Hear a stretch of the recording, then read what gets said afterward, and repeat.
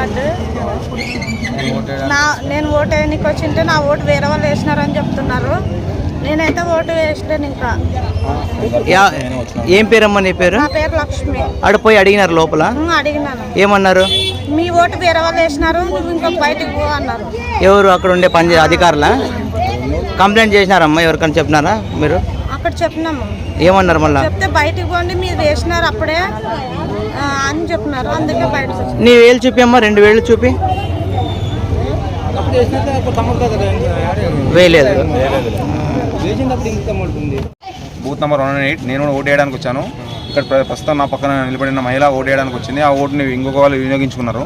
దీనికి మేము చాలా అసంతృప్తి వ్యక్తం చేస్తున్నాము.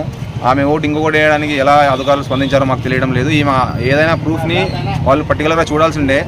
నాకు తెలిసి అధికారులు ఎవరు పర్టికులర్గా ప్రూఫ్ అయితే చెక్ చేయలేదు. ఈమె గర్భవతి అయ్యి కూడా రెస్పాన్సిబిలిటీతో వచ్చి ఓటు వేయడానికి వచ్చింది.